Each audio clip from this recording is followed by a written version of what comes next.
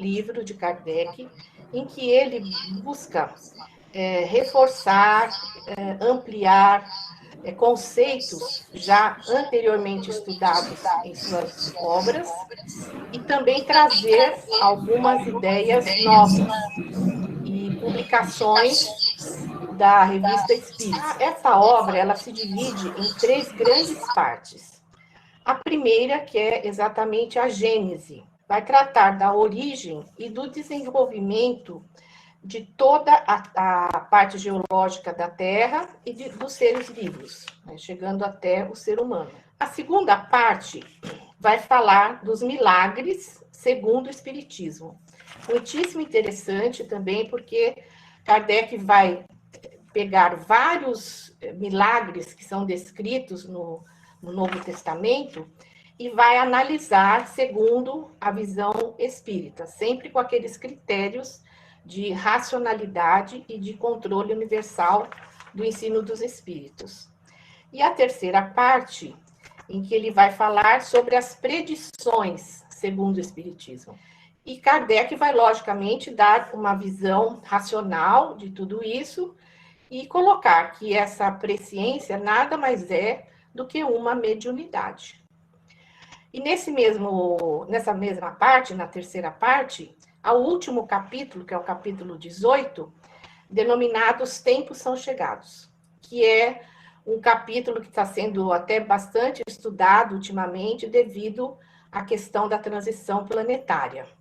Nesse capítulo, ele vai colocar os sinais dos tempos e a geração nova. Então, a Gênese é um livro que parece difícil, mas eu garanto para vocês que não é. É um livro fascinante, de um Kardec, assim, espetacular. Obrigada.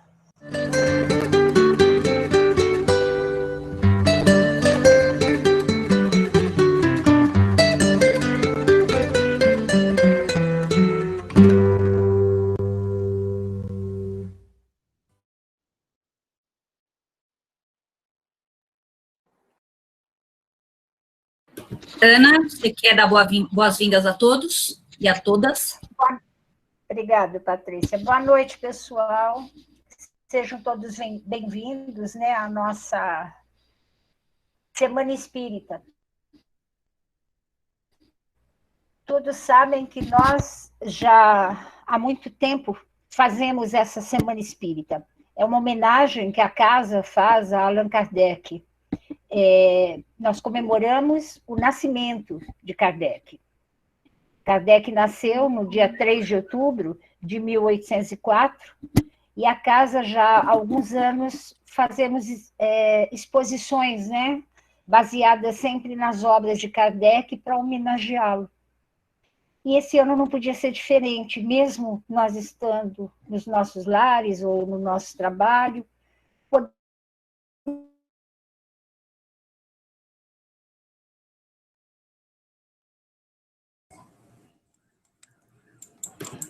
Ana, você cortou, né? Foi só para mim, não? Para vocês também? Não, deu uma travada, Ana. Congelou ela. Acho que a internet dela, de vez em quando estamos na aula, também acontece com ela. Acho que é a internet dela. Quer que eu continue? Eu acho que não. Aí, a nossa homenagem a esse... Oi, voltei. Minha conexão caiu, gente. Complementa, vai lá. Mas estão me ouvindo? Estão me ouvindo? Uhum. Então tá bom. Então, olha, sejam bem-vindos mesmo a essa homenagem simples, mas sempre muito de coração que nós fazemos a esse grande benfeitor nosso que nos ajudou tanto e nos ajuda na nossa evolução moral e espiritual. Então, a semana toda nós teremos palestras voltadas a esse homem que nós festejamos a data do seu aniversário. Então, hoje nós teremos o Murilo, a Beth e a Sandra Lack trazendo o assunto referente à Gênese, e eu espero que possamos aprender sempre mais, porque esse é o intuito primeiro da nossa casa, o conhecimento. Então, muito obrigado pela presença de todos vocês, e eu passo a palestra para o Murilo fazer uma prece de abertura em nome de todos nós. Obrigado, pessoal. Então, unidos que estamos, com esse sentimento de irmandade, como foi falado, é uma homenagem singela, mas de coração. E assim, tudo que é de coração é verdadeiro. Vamos, então, abrindo nossos corações, elevando nosso pensamento e pensando no nosso Pai Maior, nosso Criador, agradecendo pela oportunidade de estarmos aqui.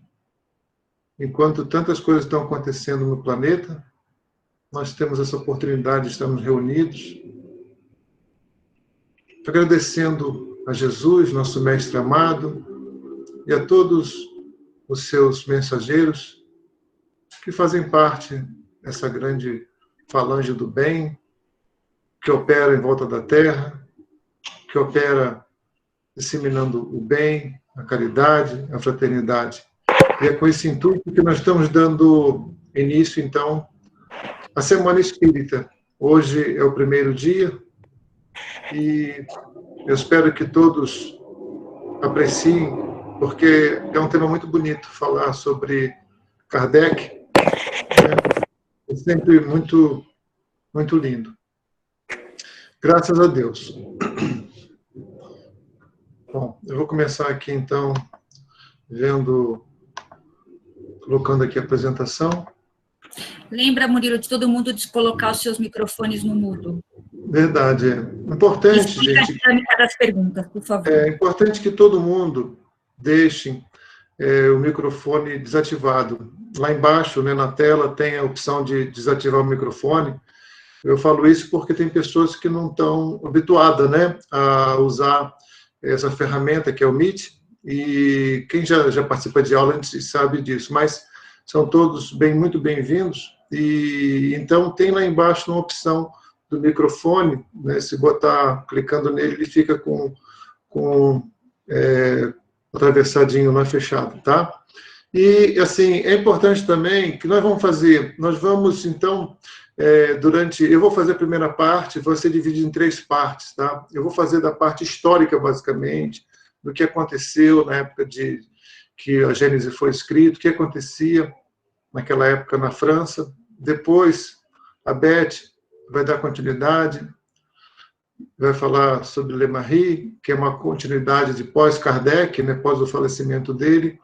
E, por último, e não menos importante, pelo contrário, a Sandra vai falar também sobre o que aconteceu, né, houve uma modificação na Gênese. O título é o quê? A Gênese de Kardec, um legado alterado, né? Existe uma interrogação, né?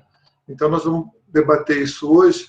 E vocês, todo mundo pode fazer perguntas pelo chat, e a equipe vai estar, então, selecionando para, no final, nós estarmos compartilhando as informações, conversando, debatendo, que aqui é uma grande irmandade, né? Tá bom? Então, vamos começar aqui.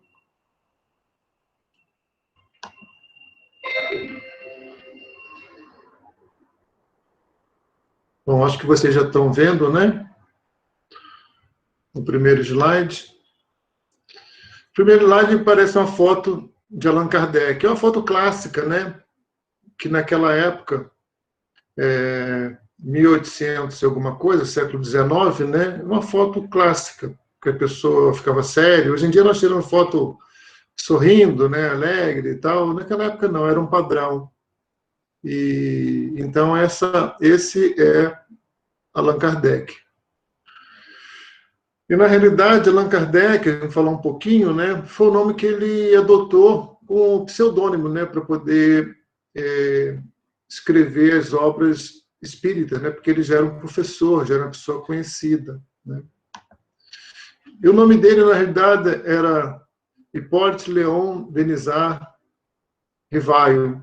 Ele nasceu em Lyon, né, também é conhecido como Mestre de Lyon. Ele nasceu dia 3 de outubro de 1804, E ele veio a falecer, a passagem dele foi em Paris, em 31 de março de 1969. Então, uma coisa também que é muito interessante, que ele era um influente educador, né? Autor, tradutor, ele escreveu vários livros de matemática, de física, um monte de coisa, então ele tinha toda uma sistemática já educacional, né? Então ele era um grande educador. E ele foi discípulo também de Pestalozzi, né? De Johann Pestalozzi. Então, ele quando estava com 50, olha que interessante, com 50 anos de idade, ele começou a pesquisar essa questão dos fenômenos mediúnicos, né, paranormais, digamos assim. E então ele começou a investigar e começou a escrever, catalogar. Então ele é conhecido como sendo codificador. Ele codificou toda essa sistemática, né? Ele usou todo o mecanismo de pesquisa, muito interessante, porque não foi só. O que é mais interessante é que não foi. Ele começou a ter contato primeiro com aquelas negócios de mesas girantes que acontecia na França, né, que estava virando modismo. Depois ele foi vendo que o negócio era sério. E depois da mesa girante, ele teve contato com médiuns. E aí os médiuns traziam informações diretamente. O que ele começou a fazer? Fazer vários questionamentos, né? Então, ele usou todo o método cartesiano, que quando fala cartesiano, vem de Descartes, né? Que é o método de pesquisa, onde você faz uma prova, uma contraprova, tem sempre uma mesma pergunta, você faz para várias pessoas. Então, ele fazia, para o plano espiritual, as mesmas perguntas e via a congruência, a consistência das mesmas, então ele ia catalogando, né? E assim ele foi escrevendo vários livros, né? Então, o pseudônimo de Allan Kardec foi adotado para poder ele se desvincular um pouco da obra dele, que ele já era conhecido, né? Como sendo o Hipólito Léon Denisard Rivail, né? Então ele adotou Allan Kardec. Esse nome é engraçado, que é interessante, né? Que um espírito amigo dele falou: olha, você no passado, numa outra encarnação, você como um druida, né? Você um sacerdote druida, você era chamado de Allan Kardec. Então sugeriu que adotasse esse nome também como sendo o pseudônimo dele, ok? Falar da Semana Espírita, falar de Allan Kardec, nós temos que falar um pouquinho também das obras dele. Nós utilizamos muito dentro do centro espírita, todos os centros espíritas kardecistas, né? Quando fala kardecista é porque vem de Allan Kardec. Tem o chamado do Pentateuco, né? Kardeciano, que são 5 livros básicos da doutrina, né? Que é o Livro dos Espíritos, que foi o primeiro livro que ele escreveu em 57, né? Ou seja, ele nasceu em 1804. 54, então, com 50 anos, ele começou a pesquisar. Em 3 anos, ele publicou o primeiro livro, o Livro dos Espíritos. Teve 2 versões, a primeira versão com 900 e poucas perguntas, e depois foi expandida. E é um livro assim que até hoje ele é muito utilizado para todo mundo, assim, todo mundo que estuda, toda casa espírita tem um estudo sistematizado das obras, né? Então, é um livro, assim, muito importante. Depois veio o Livro dos Médios. E é interessante também fazermos, assim, uma lembrança, porque quando nós falamos sobre a doutrina espírita, nós pensamos sempre que existe um tripé, né? Falamos sempre em ciência, em filosofia e em religião. Aí, muita gente pergunta, mas por que é isso? O que é ciência, filosofia e religião? A ciência nada mais é do que justamente o estudo que ele fez entre a intercomunicação do plano material com o plano espiritual. E isso está no Livro dos Espíritos. O Livro dos Espíritos trata esse assunto, né? Desculpe, o Livro Livro dos Médios trata desse assunto, que é o segundo livro dele, da comunicação, né? Então, ciência, filosofia e religião. A filosofia é algo que todo filósofo tem, nós também temos, né, na nossa casa espírita da SEAC, né, um estudo da filosofia espírita, e nós estudamos não só a questão toda dos filósofos, também como a parte espiritual, né, dos ensinos filosóficos ligado ao livro de Kardec. E aí está no Livro dos Espíritos, tá? Então, só corrigindo, a parte filosófica é o Livro dos Espíritos, tá? A parte científica da comunicação entre o plano encarnado e desencarnado é o Livro dos Médiuns, e a parte religiosa, né, nada mais é do que uma religação, né, que nós fazemos com Deus, o nosso Criador, que é através do Evangelho, né? O Evangelho segundo o Espiritismo, que é voltado o quê? A base de tudo é Jesus. Jesus é nosso mestre. Jesus é o nosso, assim, o nosso farol, que todo centro espírita kardecista, ele tem Jesus como sendo o grande mestre. Aí depois tem o Céu e o Inferno, que é um livro também muito interessante, que fala da questão de várias experiências de pessoas que fizeram a passagem, eles contam como é que aconteceu, como é que foi, o que eles enfrentaram, como é que foi do lado de lá, né? E por último, a Gênese, que nós vamos falar hoje. Hoje nós vamos estudar um pouquinho, conversar um pouquinho da Gênese, e a Gênese foi publicada em janeiro de 1868. Então, foi o último livro de Kardec. Lembrando que Kardec, como eu falei no slide anterior, ele fez a passagem, né, em 31 de março de 69. Então, foi o último livro dele, já quando a missão dele ele teve 15 anos, né, de vivência. Então, é um livro que nós podemos falar que, assim, que ele estava totalmente maduro, totalmente cônscio, totalmente interagindo com tudo. Então, é um livro muito importante. E agora, fica só nesses 5? Não, na realidade, ele teve 26 publicações. Só da Revista Espírita são 12 anos de Revista Espírita, né? Então, tem muita coisa, tem muita obra dele. Ele produziu muito em pouco tempo, em pouquíssimo tempo. Então, a Gênese, na realidade, porque o nome completo é A Gênese, os Milagres e as Predições segundo o Espiritismo. Esse é o título em francês, né? É esse, e aqui é traduzido. Nós chamamos normalmente de A Gênese, né? Gênese com E. Gênese com I já é lá do Antigo Testamento, está lá na época mosaica, está do início e tal, do Antigo Testamento. Aqui a Gênese, então, é essa obra. É a quinta das obras básicas, como eu estava falando, da codificação. É um livro, olha só que é importante, que, se conhecido e estudado, ele proporciona uma oportunidade excepcional de aprendizado, né, com temas de interesse universais, que é abordado de uma forma lógica, racional e reveladora. Racional o tempo todo porque Kardec sempre falava o seguinte, que a fé tem que ser racional, tem que ser raciocinada, tem que ser questionada. Então, nós aprendemos isso dentro do centro espírita. Nós não estamos aqui para baixar a cabeça porque o fulano, se não falou alguma coisa, passa a ser lei. Não. Então, Kardec que trouxe essa revelação, né? Nós temos que questionar, temos que nos aprofundar, né? Estudar, mas sempre com caráter de sermos assim, verificarmos com cautela, né? E não assim abraçar de qualquer maneira, mergulhar a fundo, porque é perigoso. Isso é básico para tudo, não é mesmo? Então, ela foi publicada, como eu falei, em janeiro de 1968, ou seja, um ano antes do desencarne dele, que se deu em 31 de março de 69.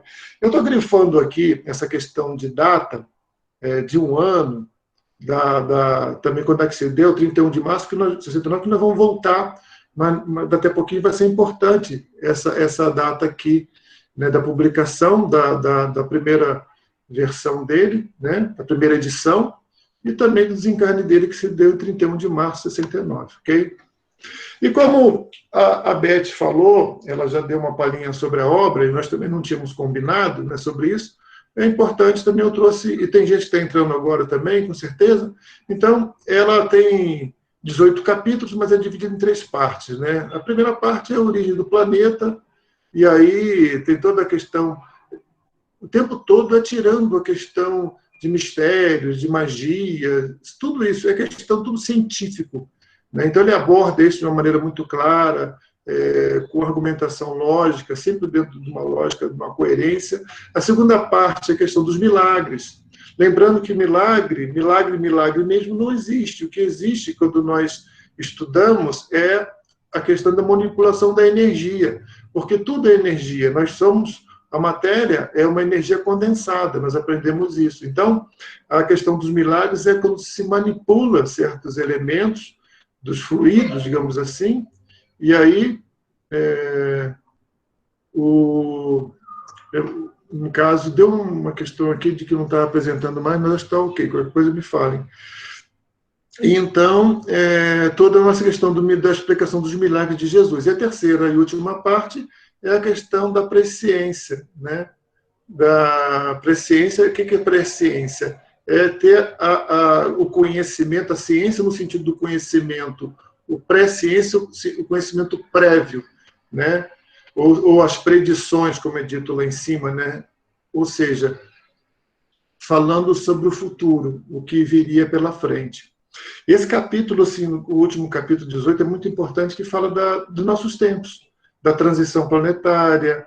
Então, é um livro fundamental para ler, para estudar.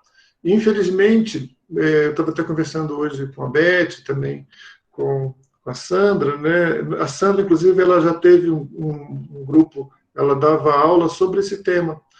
E, assim, poucas pessoas, não é nem estudar, não digo estudar, eu digo ler o livro, não conhece o livro. Então, que seja, então, hoje, né, uma apresentação desse livro e que incite em todos nós uma vontade de conhecer mais um pouquinho dessa obra maravilhosa, tá? Que só vai trazer benefícios para todos nós.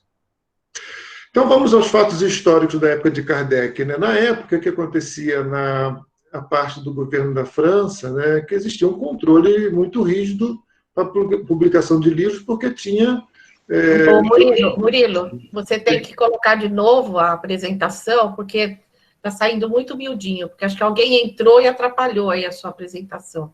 Acho que você vai ter que... Mas tá aparecendo? Ô, Murilo, descompartilha e compartilha de novo. Isso, agora está ótimo, está sim. Tá bom. Então, vamos assim. Então... Para mim ainda não aparece. Oi? Para mim ainda não aparece. Não apareceu, não.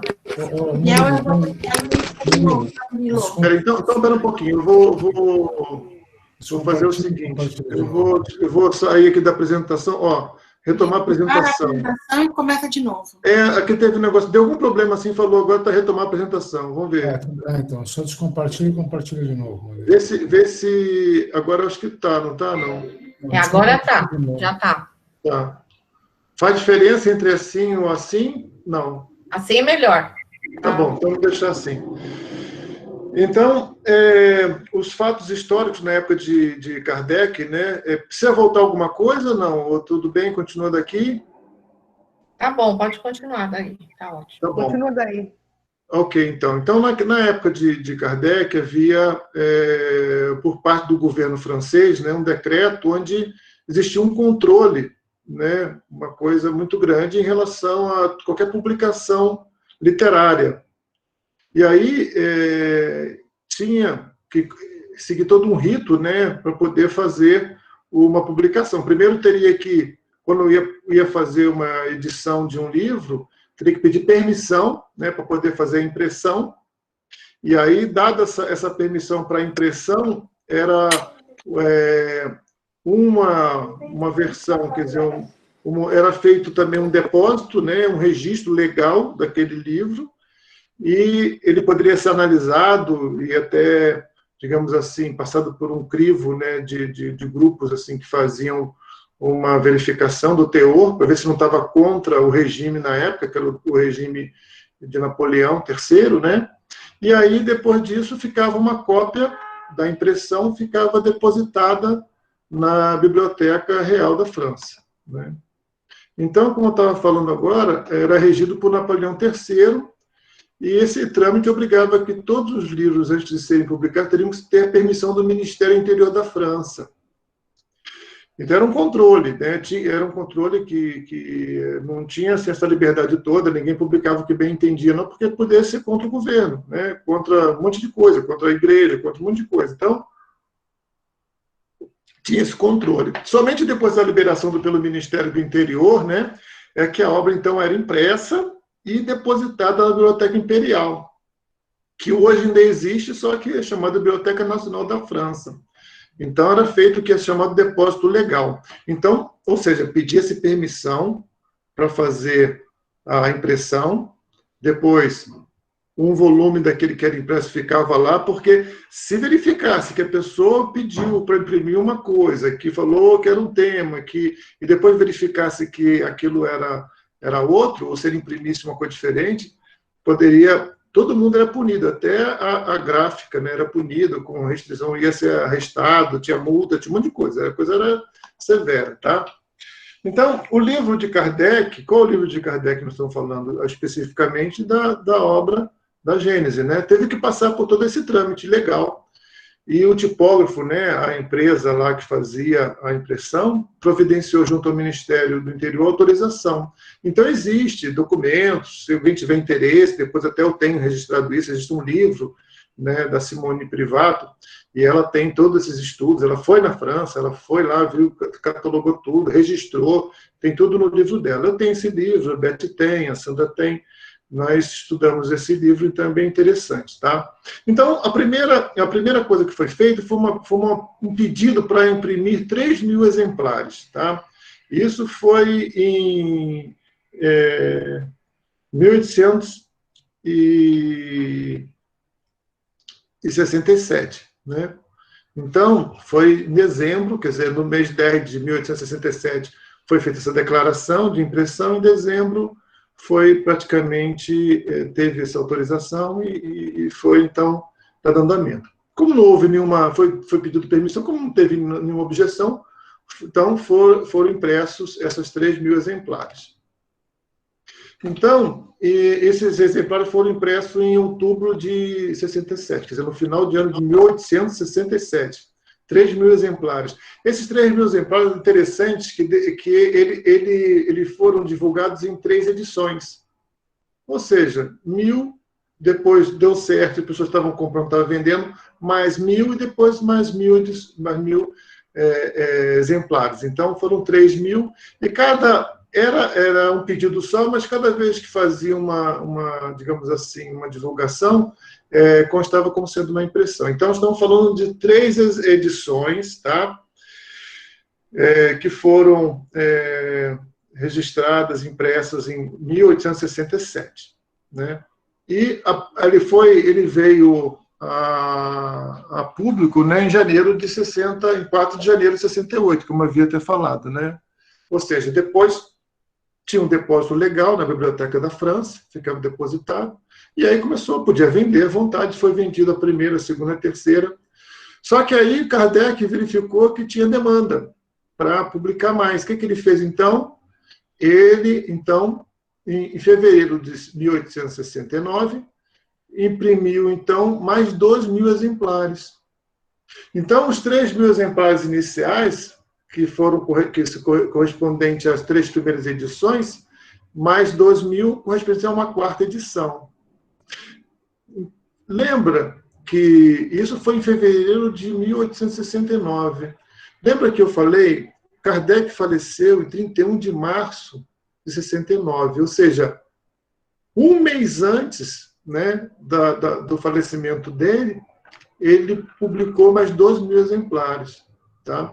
Então, durante a vida de Allan Kardec, foram impressos 5.000 exemplares, correspondente às 4 edições. Tá? Isso é importante nós termos em mente para darmos continuidade.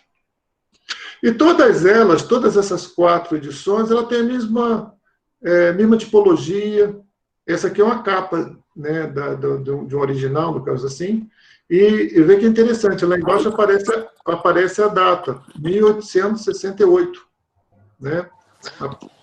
Aparece o nome da livraria internacional, e o ano também, 1868. E aí, como não havia nenhuma alteração no conteúdo da obra, né, não havia necessidade de ser submetido a nós novamente na última impressão, tá? Na primeira ele pediu para imprimir 3, na segunda mais 2.000, que eu falo 3.000 livros, né, na segunda 2.000, só que não teve alteração nenhuma, só precisava submeter ao Ministério do Interior se houvesse alteração. Toda e qualquer alteração em qualquer livro, aí sim teria que ser analisado novamente, submetido para ser analisado e autorizado. Não era simplesmente faz, porque a pessoa pode fazer alguma coisa que seja ilegal para efeito do governo, né, das diretrizes governamentais. Então, Kardec, quando lançou a 4ª edição, não houve necessidade nenhuma de pedir nova permissão. Ele simplesmente imprimiu em fevereiro e desencarnou em 31 de março, ou seja, um mês depois, como eu estava falando. Então, as 4 primeiras edições são idênticas, como eu falei, tanto em conteúdo como também na própria tipologia. O que é tipologia? Na forma da letra, é a mesma forma, é o mesmo tipo, né, que é falado. Né? As letras são idênticas. Porque se eu mandar fazer uma outra gráfica, naquela época, inclusive, eram tudo assim, feito com moldes, né, diferente. Não é hoje em dia tudo eletrônico, eram moldes. Então, eram montados moldes, o texto, e imprimia, né? Bem arcaico, assim, para os termos atuais. Tá? E aqui nós temos as 4 edições, as 4 primeiras edições da Gênese. Tá? Elas são idênticas. Ok? Aí, o que aconteceu? Um mês após a morte de Kardec, algumas pessoas que eram vinculadas assim, à Sociedade Parisiense de Estudos Espíritas, do qual Kardec foi fundador, né, incluindo a viúva, a esposa dele, que é Amélie Boudet, formaram uma nova sociedade, chamada de Sociedade Anônima, para a divulgação das obras de Kardec. E aí, nesse ponto, nós vamos dar continuidade, a Beth também vai explicar mais, e como sociedade anônima, né, ela permite, inclusive, a entrada de capital, capital dinheiro, né? Antes não, era uma coisa totalmente sem fins lucrativos e totalmente voltada a uma questão de cada um se ajudava, cotizava para fazer divulgação do espiritismo. Tá? Então, houve aí uma modificação. E é interessante falar também que, na época, tinha a questão do direito autoral e do direito moral. O direito autoral é uma coisa que até hoje tem, né, quando se publica uma obra, ou até um carro, por exemplo, quando ele tem direito, tem a patente, digamos assim. Você não pode fazer alteração em nada da obra, porque você tem um período, por exemplo, um carro fica, sei lá, 10 anos, 20 anos, você não pode copiar nada. Aquele projeto, ele tem, digamos assim, uma patente do qual é respeitado. O direito moral é isso. O que o direito moral falava também? Eles andavam juntos. O direito moral era o seguinte: enquanto a pessoa tivesse, após a morte, nada poderia ser alterado. Era garantia, né, assim, a autoria moral da obra. Então, isso na época era vigente. É importante frisar isso. Ou seja, ninguém poderia alterar nada. E houve outras, então, após a morte de Kardec, teve outras impressões, outras edições? Sim. E aí esse aqui é o tema, basicamente, da nossa conversa de hoje. Houve alteração ou não? Porque isso depois começou a criar uma polêmica. E uma coisa também interessante, que eu acho que vamos falar, mas também só para dar uma palhinha, que quando a versão que veio para o Brasil, que foi traduzida do francês para o português, já foi na 5ª edição. Então, não tinha as versões anteriores para poder comparar. Peraí, mas houve modificação? Nós sabemos que as 4 primeiras são idênticas. E a 5ª? Houve alteração? Então, em 1872, ou seja, 3 anos após a morte de Kardec, inclusive a esposa dele, Amélie Boudet, já estava afastada da sociedade, né, do qual ela foi fundadora, apareceu uma 5ª edição da Gênese. E aí ela tem lá no título dela, que já estava numa versão revisada, corrigida e ampliada. Então, voltemos agora ao que eu falei. E a questão do direito moral, que não podia nenhuma alteração ser feita após a morte do autor. Isso estava em vigor, né? Então, dessa forma, ela teve... Porque ela, como foi falado que era diferente, ela teve modificação, ela teve que passar pelo trâmite, como eu falei, do Ministério do Interior. Teve que ser depositada, teve que ter um depósito legal na Biblioteca da França. Então, ou seja, as 4 primeiras não. A primeira edição, o primeiro pedido de impressão foi feito todos em trâmite, e foram impressos 3.000 exemplares, correspondente à primeira, segunda e terceira edição, depois mais 2.000 exemplares, correspondente à 4ª edição, e aí depois veio essa 5ª. Como ela estava modificada, ampliada, teve que passar, tá? E aí, isso é interessante por quê? Porque ficou registrado. Pôde também, nesse livro que eu estava comentando, né, que é O Legado de Allan Kardec, de Simone Privato, ela foi lá na França e pesquisou tudo, tem tudo levantado, e ela que descobriu que foi em 72. Então, dentro dessa pesquisa que nós estamos fazendo, desse bate-papo, dessa introdução que eu estou fazendo, nós vamos dar continuidade de que se houve ou não uma modificação e, assim, alguma alteração também, né? Houve modificação, houve alteração. E foi Kardec que fez, uma pergunta interessante, assim, foi Kardec que fez essa alteração ainda em vida, uma vez que ela só veio à tona 3 anos após a morte dele? Isso é uma pergunta, né? E outra coisa também interessante, que fica assim meio sem sentido, por que ele publica uma 4ª edição em fevereiro e o falecimento dele foi um mês depois, 31 de março, e por que haveria necessidade dele correr e fazer uma alteração, né, uma 5ª edição, para que só viesse a público 3 anos depois? Então, a coisa não bate, mas é isso que nós vamos colocar, por isso tem esse tema, o que acontece depois. Então, eu vou interromper aqui a minha apresentação e vamos dar continuidade através da Beth. Só um instantinho. Está aparecendo, Beth, a minha apresentação? Não, ainda não. Não, a minha estava começando a apresentar agora, até achei estranho, mas eu vou agora... Só um instantinho, vou pegar aqui a sua também.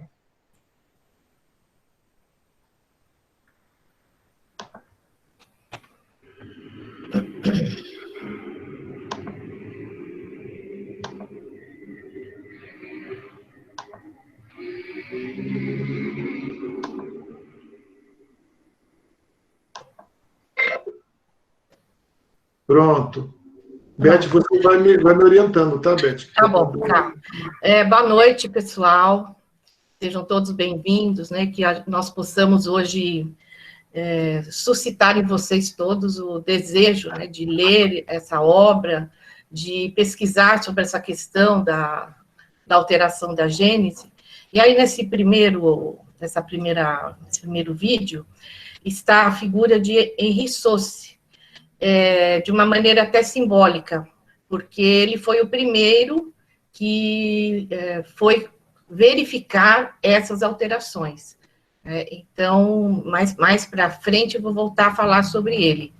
Esse personagem espírita, realmente, que continuou com o legado do Kardec, né, e fez um estudo já aprofundado dessas alterações e dessas diferenças entre as 4 primeiras edições e a 5ª, né, que foi corrigida e alterada.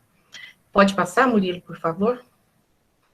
Essa parte que eu vou conversar com vocês é uma parte histórica, mas que tem importância para que nós possamos entender o que ocorreu, né, quais são os fatos ligados a essa alteração, essa mudança, uma tentativa de entender por que e quem, né, teria feito essas alterações.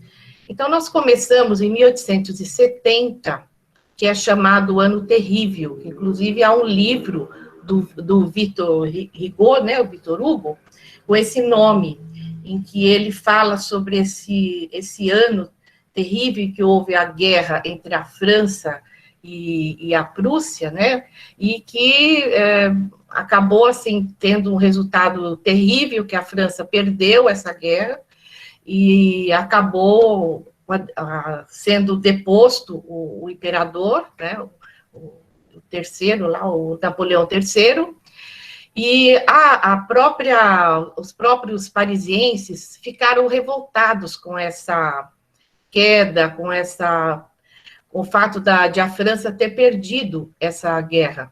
E houve ali meio que uma guerra civil, né, foi uma guerra civil, entre o grupo da comuna, né, e o grupo do governo, né, imperial. No final, o governo imperial conseguiu que essa parte da comuna fosse praticamente eliminada, mas houve muito sangue, muita perseguição, muita morte, e foi uma época terrível de fome, de frio, de falta de alimentos. E por que isso tem a ver com a Gênese? Porque justamente esse período, os espíritas tiveram que participar da guerra, né, muitos deixaram de contribuir com a causa, e principalmente o que era o secretário geral, né, da Sociedade Anônima, né, nessa época, e que tinha sido médium, né, na época, junto com Kardec. E era uma pessoa bastante séria, que administrava com muita parcimônia, né, a Sociedade Anônima. Mas, diante de toda essa questão da guerra, da guerra civil, ele se sentiu doente, sem condição de continuar à frente da Sociedade Anônima, e renunciou, né? Escreveu até uma carta muito bonita, renunciando à administração da Sociedade Anônima por impossibilidade, dizendo que ele estava doente, estava cansado, e com problemas familiares, né, que a própria guerra tinha trazido, e acabou renunciando. E o Lemarie, que também tinha sido médium com ele, né, junto ao Kardec, quis assumir, né, como administrador, e foi aceito, na época, por Amélie Boudet e todos as demais figuras importantes do espiritismo na época. Então, o Lemarie assumiu. Mas ele, nessa época, ele já estava numa situação financeira difícil. Pode passar, Murilo, por favor. Ele já estava, esse é o Lemarie, né? Pode passar. Ele já estava numa situação financeira difícil, e a primeira coisa que ele fez, quando assumiu, foi pedir para ser remunerado. E aí começou a situação do dinheiro se envolvendo nas questões da Sociedade Anônima. Que o objetivo da Sociedade Anônima era divulgar as obras de Kardec pelo menor preço possível, para que todo mundo pudesse ter acesso, e publicar a Revista Espírita, né? Mas ele, como estava necessitado, né, ele aceitou, mas pediu para ser remunerado, né? E a partir da sua gestão, começou assim meio que uma desunião mesmo entre as várias tendências, os vários personagens aí envolvidos no espiritismo na época. E ele era muito intransigente em relação às críticas. O pessoal criticava, publicava na Revista Espírita, e ele respondia, muitas vezes de forma não muito adequada, né, e foi criando aquela situação difícil.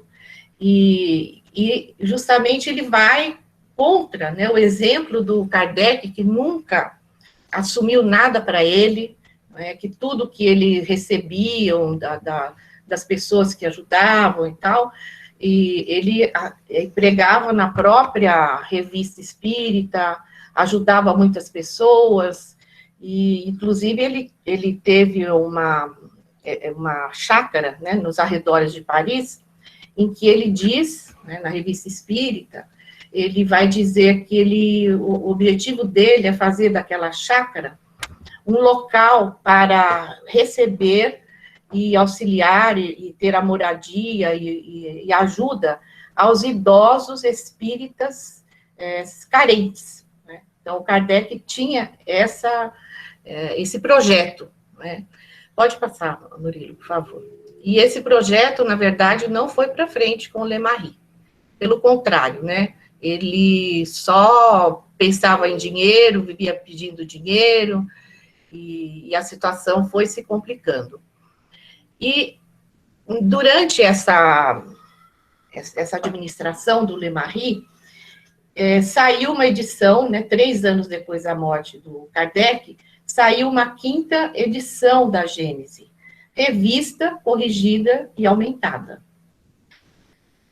Foi muito interessante porque vocês viram quando o Murilo mostrou, nas 4 edições, né, aparecia lá o ano de 1868. E nessa edição não aparecia o ano, não aparecia ano nenhum, o que já é muito estranho. Por quê? Esconder ou não publicar o ano de publicação, porque eles tiveram, como o Murilo disse, que passar pelo Ministério do Interior para fazer o depósito legal, pela obra ter sido alterada, né, ter sido mudada. E aí, a Simone Privato, né, que é o livro que nós estamos nos baseando, é este aqui, né, que se chama O Legado de Allan Kardec, da Simone Privato Boidanit, que é uma diplomata brasileira, e muito, muito culta, e com acesso, né, a todas, a Biblioteca Nacional da França, e ela fez uma pesquisa profunda com relação a isso. E acabou descobrindo que essa 5ª edição ocorreu em 1872. E que houve muitas modificações, não só pequenas modificações, porque algumas são pequenas, né? Mudança de vírgula, mudança da ordem dos itens, coisas que não têm, assim, grande problema, né?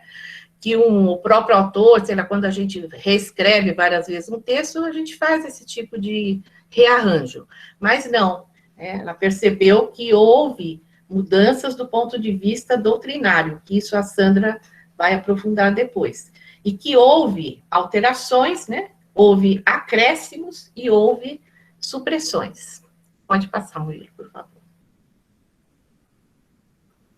Então, aqui vocês têm, olha, se vocês observarem, embaixo aqui tem Paris, La Librairie Espírita, e embaixo não tem data, não tem nada, né? E essa é a 5ª edição. Pode passar, Murilo, por favor. Essa questão que eu vou colocar agora, então nós paramos aí, né, que houve essa 5ª edição, que ela foi alterada, e depois a gente vou voltar a falar nisso a partir do estudo do Henri Sauce, que apareceu a foto dele em primeiro lugar. Essa questão aqui do processo dos espíritas, até para que a gente espírita conheça um pouco da história do espiritismo, né? E aqui ver a personalidade do Lemarie, né? Porque a hipótese, pelo menos da Simone, né, e de outros que estão seguindo a linha dela, é de que quem fez essa mudança, essa alteração, foi o Lemarie. Então, para que nós possamos entender como se chegou a essa alteração, vamos falar aqui do processo dos espíritas. Então, já falei, né, que ele era bastante interesseiro, queria saber de dinheiro, vivia pedindo dinheiro, né, a própria Amélie Boudet não gostava disso e acabou falando sobre isso na Revista Espírita, né? E aí, em 1873, o Lemarie publica lá na Revista Espírita o trabalho fotográfico de Biguet.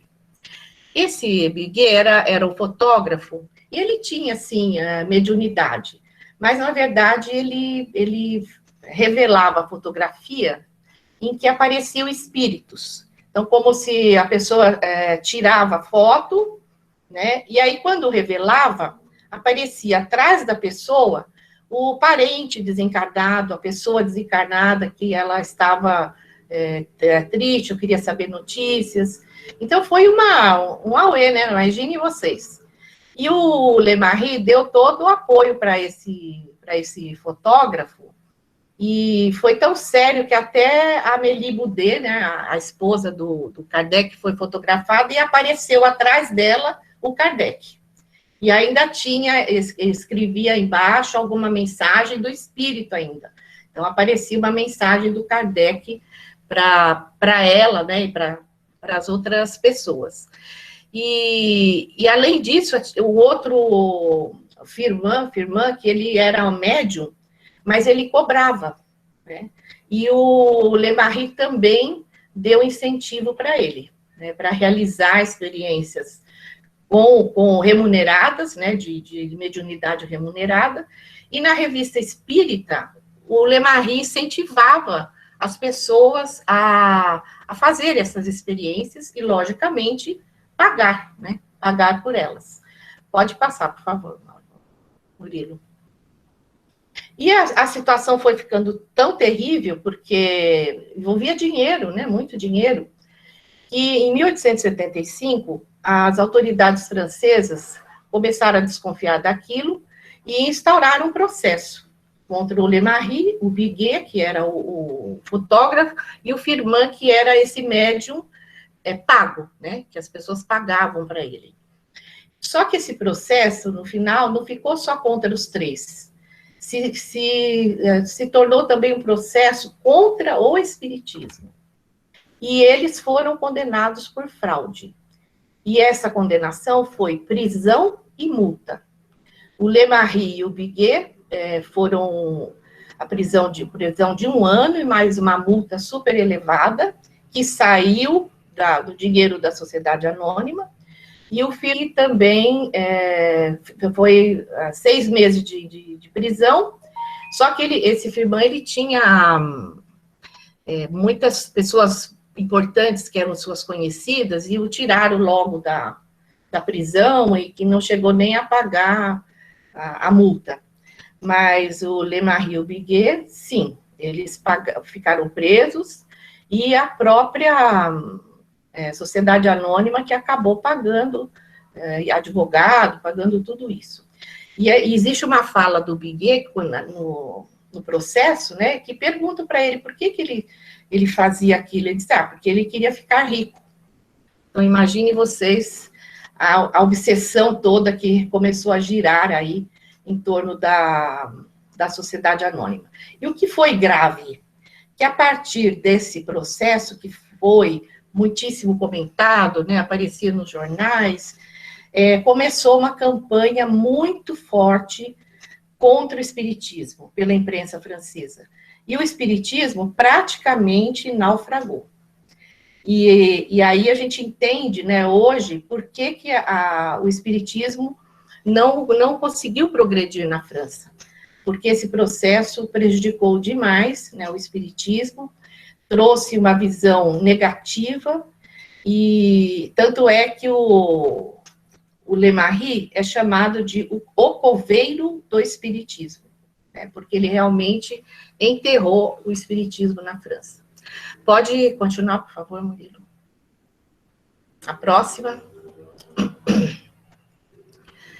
E aí, vejam, continua, né, vejam que interessante, o Lemarie cumpriu a prisão dele de 1 ano, pagou e voltou. Ele voltou como administrador, novamente foi aceito como administrador e continuou. E aí eles, imbuídos dessa coisa de angariar cada vez mais dinheiro, de serem notados, eles mudaram da rua mais simples, onde eles estavam, para uma rua lá do centro de Paris, né?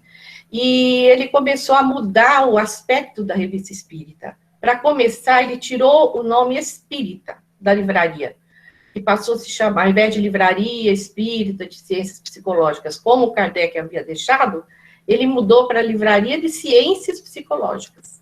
E começou a publicar artigos espiritualistas, e não mais espíritas. E a própria Amélie Boudet, né, ficou muito assim, chateada com os constantes pedidos de dinheiro, né? Pode passar, por favor. E o Lemarie escreveu, inclusive, na Revista Espírita, que eles precisavam de dinheiro, de muito dinheiro. E aí a gente fica preocupado, né, com a questão do espiritismo hoje, em que nós sabemos que há pessoas que publicam livros espíritas e não fazem como o Chico Xavier, né, de publicar e toda a renda ser para ajudar os necessitados e contribuir para a divulgação da doutrina espírita, que publicam e eles mesmos ficam com o dinheiro arrecadado. A gente tem notícias também de conferências que são caríssimas, né, em hotéis caríssimos, para congressos espíritas. Eu vejo que isso é muito complicado, que já aconteceu lá atrás e pode estar acontecendo agora, né, novamente. Então, precisamos estar muito alertas para essa questão do dinheiro, né, onde entra essa busca desenfreada de dinheiro, as coisas não vão bem. Então, é um alerta para nós. E quando se fala dos desvios doutrinários, nós vamos falar do Rustang. Não sei se todos já ouviram falar do Rustang, mas o Jean-Baptiste Rustang foi um advogado, nascido em Bordeaux, né, que fez toda a sua carreira de advocacia em Bordeaux. Era uma personalidade muito importante e muito rica. E ele foi contemporâneo do Kardec. Então, logo que o Kardec publicou o Evangelho segundo o Espiritismo, o Jean-Baptiste Rustang publicou essa obra. Olha só o nome da obra, olha o tamanho do nome da obra. O Espiritismo Cristão ou Revelação da Revelação. Os 4 evangelhos seguidos dos mandamentos explicados em espírito e verdade pelos evangelistas, assistidos pelos apóstolos e Moisés. Então, imagine vocês quanta até petulância dele, né? E realmente ele tem esses 4 livros, são os 4 evangelhos explicados, segundo ele, por via mediúnica, através de uma única médium, né? Explicando o significado dos evangelhos. E ele pretendia, com isso, dar um caráter teológico ao espiritismo. Então, o caráter religioso.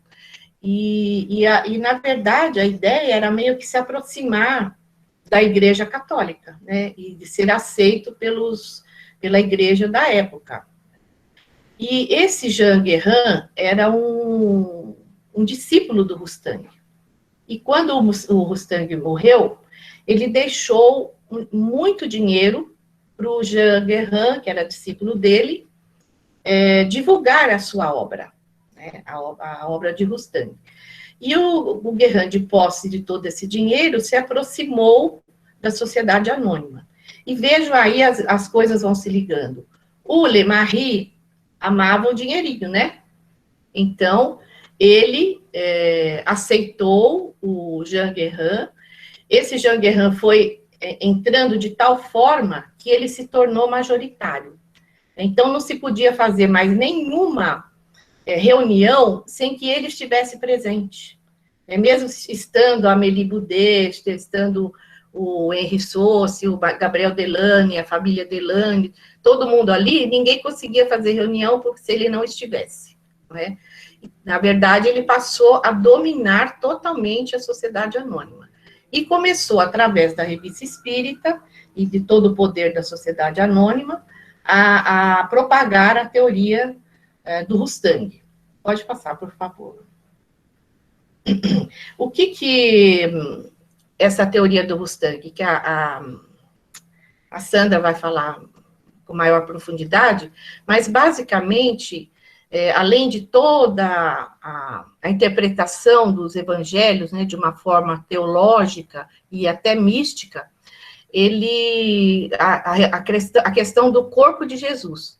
Porque ele não diz, né, a obra dele está aí para quem quiser ler e pesquisar. ele diz que Jesus não encarnou, né? O que apareceu era um agênere. O que é um agênere? Que está lá no livro dos médiuns, que o Kardec explica. É uma materialização do espírito tão perfeita, né, que dá para qualquer pessoa, mesmo não sendo médium, ver a pessoa, tocá-la, né, porque é uma materialização muito perfeita. E no caso, ele dizia que Jesus não tinha encarnado, que ele era um agênere, né? E isso traz uma série de consequências doutrinárias.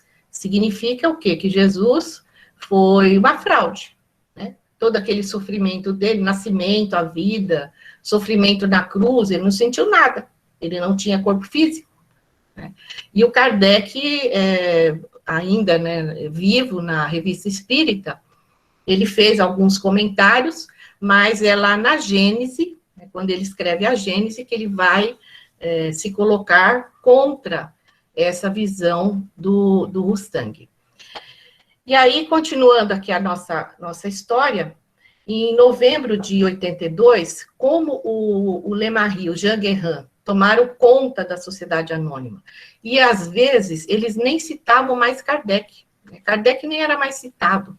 Então, o grupo que era fiel a Kardec e ao Espiritismo se separou, né, da Sociedade Anônima e fundou a União Espírita Francesa, com os espíritas verdadeiros, né? A Amélie Boudet, o Leon Denis, o Gabriel Delany, com seu pai, o Alexandre Delany, a Berthe Fropo, que era amicíssima da Amélie Boudet e que defendia muito Kardec, escrevia na Revista Espírita contra as coisas erradas que o Lemarie fazia, que a Sociedade Anônima fazia, e outros fundaram, então, a União Espírita Francesa, e outra revista, que é a revista Le Spiritisme, né, que passou, então, a buscar e lutar pela preservação da doutrina, como Kardec havia deixado. E me chamou muita atenção, volta um pouquinho, me chamou muita atenção, que eu acho que também é algo para nós pensarmos hoje como espíritas, que a fundação, né, da União Espírita seguiu à risca aqueles conselhos do Kardec que aparecem lá em obras póstumas, de como gerir um centro espírita, que é pelo grupo, né, não é mais por uma pessoa que dita a sua visão, a sua opinião, mas por um grupo de pessoas, que o Kardec chamava de comissão central. E esse grupo aí, eles levaram à risca isso, né? Essa comissão tinha pelo menos 30 membros. E outra coisa muito importante, as prestações de contas eram frequentes e transparentes, sempre publicadas na revista, e eles faziam questão, né, de prestar contas e passar os balanços, o que tinha, o que não tinha, onde que era empregado. Então, é um pessoal, assim, que é um modelo, um exemplo para nós hoje, né, como espíritas. Pode passar, por favor, Murilo. E voltamos lá no Henri Sauce, que é aquele primeiro que eu mostrei para vocês, e que aconteceu o seguinte, ele fazia parte, né, da União Espírita, e ele foi para Lyon, numa conferência, e lá em Lyon ele conheceu uma pessoa que disse que era amicíssimo do Lemarie, e que o Lemarie havia dito para ele, formalmente para ele, que ele, Lemarie, é que havia feito as alterações na Gênese. E o Henri Sauce, ele ficou assim, nunca imaginou, né, que tivesse acontecido uma coisa como essa, e o que ele fez? Ele foi fazer a comparação, capítulo por capítulo, linha por linha, entre as primeiras edições e a quinta edição. E aí ele publicou, né, em dezembro de 1884, esse artigo, Uma Infâmia. Por quê? Porque ele percebeu que essas alterações não eram simples, né, que elas eram muito graves e muito sérias. Então, foi o primeiro que levantou essa questão. E aqui, um trechinho, então, desse artigo dele, que ele vai dizer assim: descobri, comparando os textos da primeira e da quinta edição, que 126 trechos tinham sido modificados, acrescentados ou suprimidos. Desse número, 11 formam objetos de uma revisão parcial, é uma revisão. 50 foram acrescidos e 65 foram suprimidos. E não contam os números dos parágrafos trocados de lugar, nem os títulos que foram adicionados. Então, 126 partes, além dessas pequenas diferenças que ele começou a ver. Todas as partes desse livro sofreram mutilações, mais ou menos graves, mas o capítulo 18, Os Tempos São Chegados, é o que foi mais maltratado.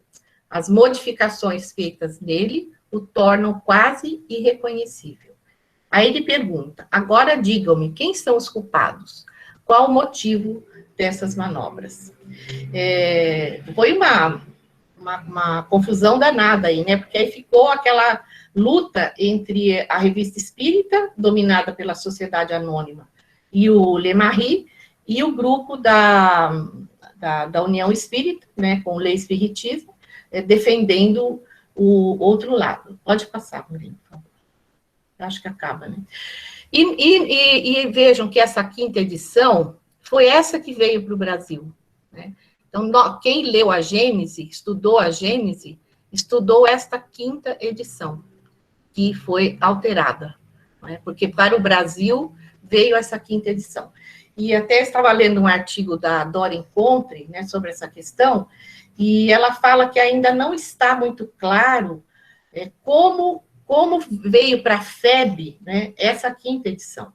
Qual foi o caminho percorrido aí para que se chegasse no Brasil e a FEB distribuísse para todo, né, não só o Brasil, como o continente sul-americano e tal, essa edição alterada, né? Que isso ainda é necessário que se estude bem, né, se estude melhor como isso aconteceu. E agora, aquela pergunta do Henri Sauce, né, por quê? Então, a tese da Simone Privato e de outros que a estão acompanhando é de que o Le Marie, pela questão de dinheiro, ele deu muito poder, todo o poder para o Jean Guérin, que era o discípulo de Rostand, né? E essas alterações, basicamente, foram para tentar, né, diminuir a crítica que existia do Kardec quanto à visão do Rostand, e trazendo, principalmente com relação ao corpo de Jesus, a Jesus ter sido um agênere, né, que é a ideia defendida pelo Rostand, trazer isso com mais força para a Gênese, né? E no Brasil, a FEB, né, tem a fama até hoje de ter um grande número de rostanguistas, né? E a Dora Encontre, esse artigo dela, ela dizendo que só o ano passado, em 2019, que a FEB tirou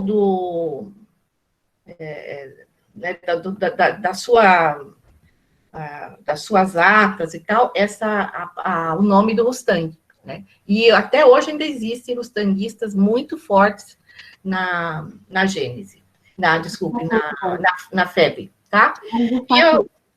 E eu só vou mostrar para vocês que, apesar disso, a FEB publicou esse livro aqui, que é a Gênese, e é uma edição histórica, publicou agora em 2018, é a primeira edição original em francês, seguida da tradução em português do Evandro Noleto Bezerra. Então, é uma edição histórica, bem bacana, quem puder, né? Que ela não é barata, mas é bastante interessante. Então, é isso, gente. A parte histórica, o contexto, né? Porque tudo isso aconteceu. Eu e o Murilo tentamos aí desenvolver o melhor que pudemos para vocês, e a Sandra vai agora dar um enfoque maior nas alterações, nas principais alterações. Obrigada.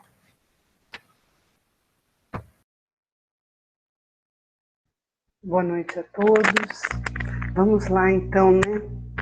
Vamos falar um pouquinho das alterações, vamos entender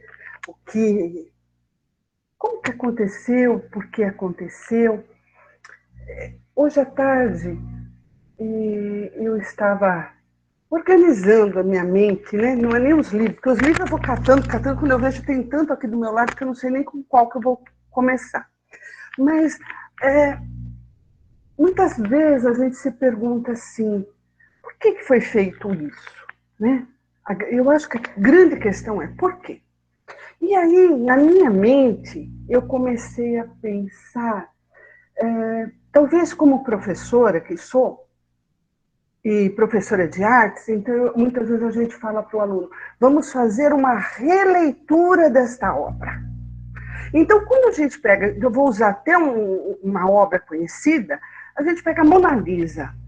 Você vai ver Mona Lisa japonesa, Mona Lisa loira, Mona Lisa careca. Isso é uma releitura, ninguém mexeu na Mona Lisa.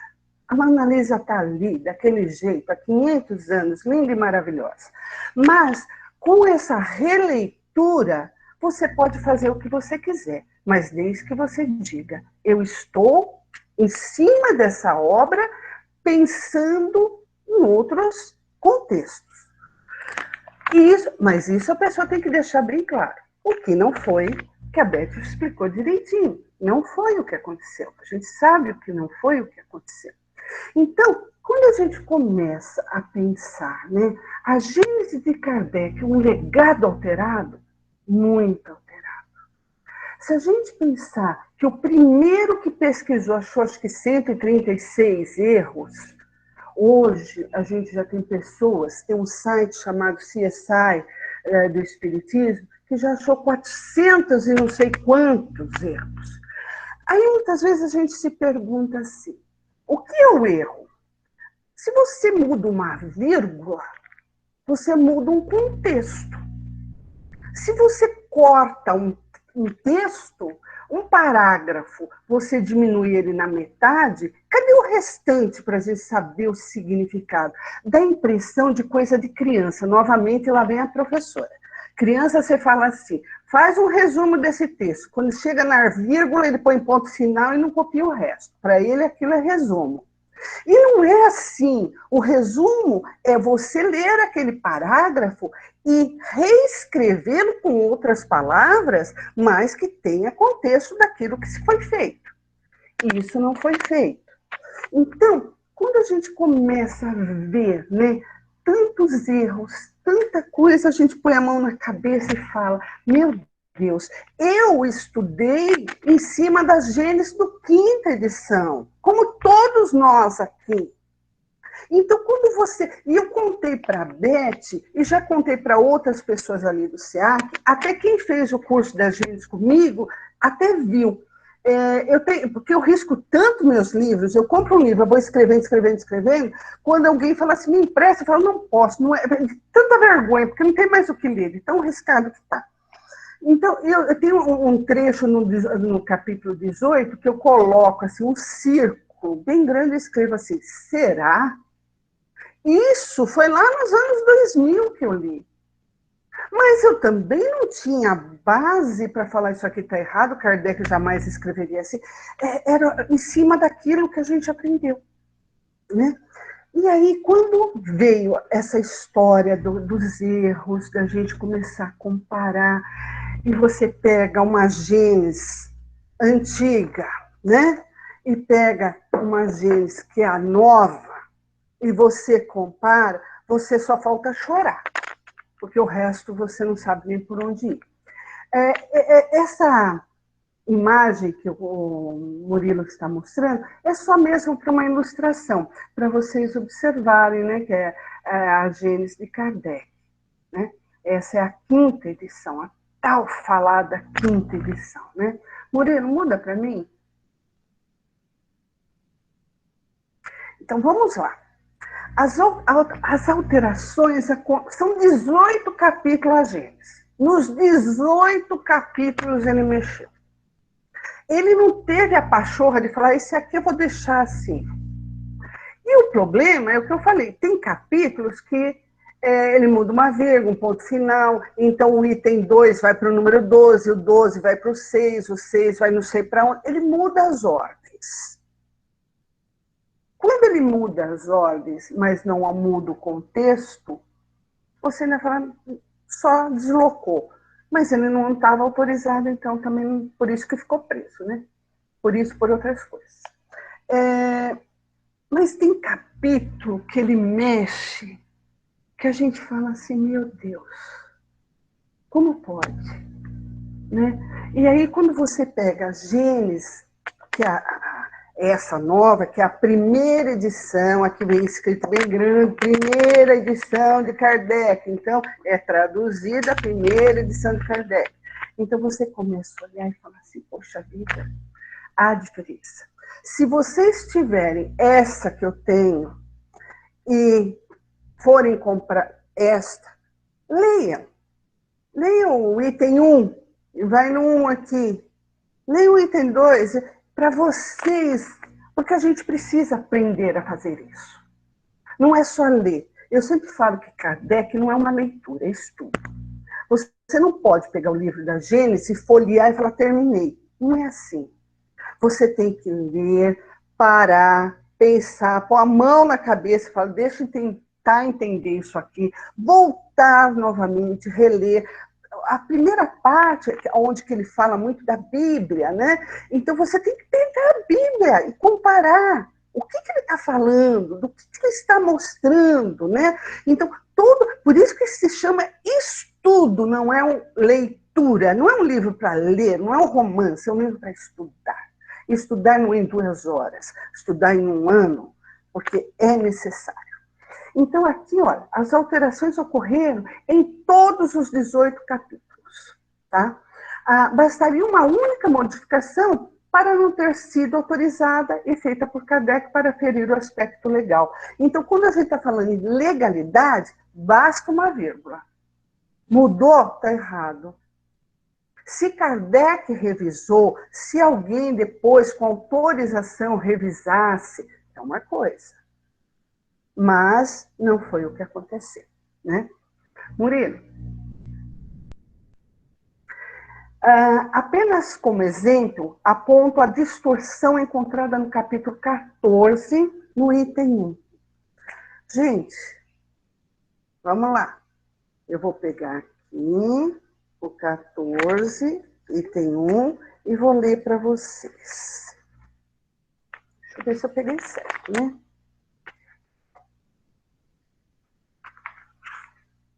O duro que eu marco, ainda marca errado. Item 14, item 1. Então, aqui ele fala assim, olha.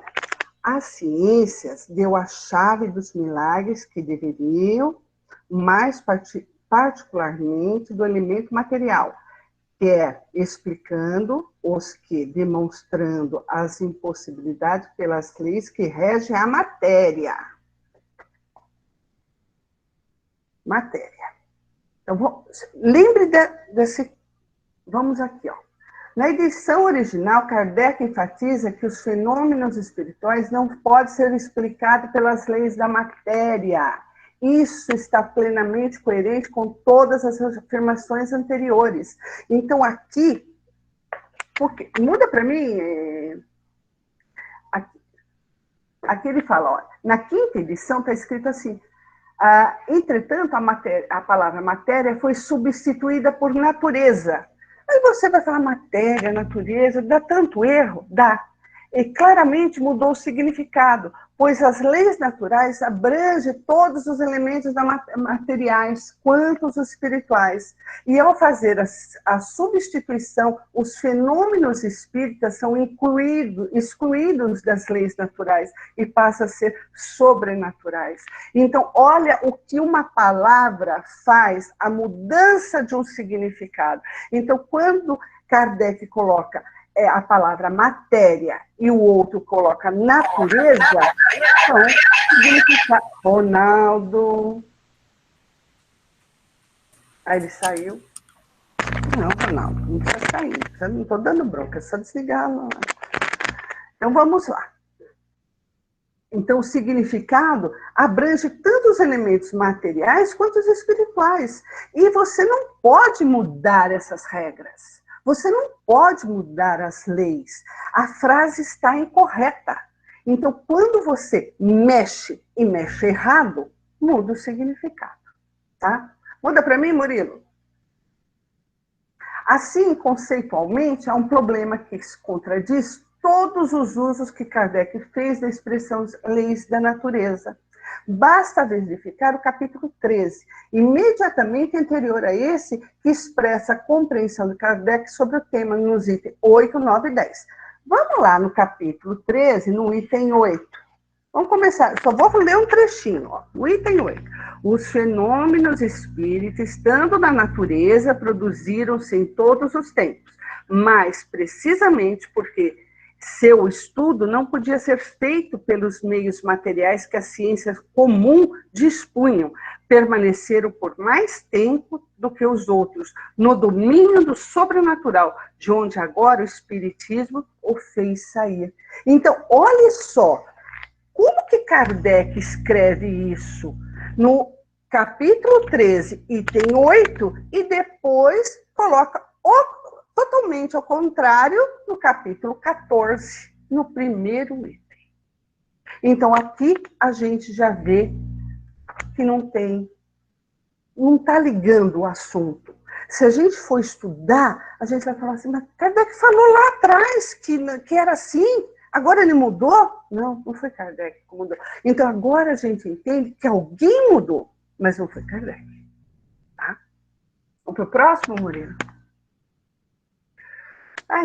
O professor era um intelectual, era um inspirado, analisou o desenvolvimento do planeta e da civilização, procedendo uma analogia dos chamados dias bíblicos com os períodos geológicos e de maneira totalmente diferenciada das religiões tradicionais.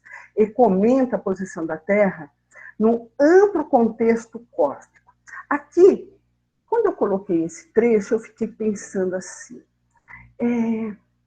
eu sempre dou aula no SEAC, no mediúnico, e eu sempre falo que nós temos que ser o melhor instrumento na mão da espiritualidade. Nós não podemos ser aquela caneta que está falhando, nós não podemos ser o lápis com a ponta quebrada, nós temos que ser aquela ferramenta de ponta, que estudamos, que nos preparamos. É lógico que ninguém vai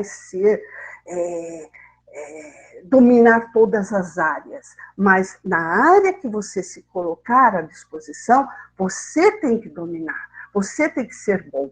E aí, por que eu estou falando isso? Porque Kardec, quando foi pensar em falar, eu vou fazer um livro chamado Gênesis, será que ele pensou assim, eu vou fazer um livro chamado Gênesis? Não, foi ideias do plano espiritual que foram colocar, por isso que eu coloquei que ele era inspirado. Olha, vamos fazendo assim, olha, chama fulano. Quem que ele chamou para ser o médium da Gênesis? Camille Flammarion.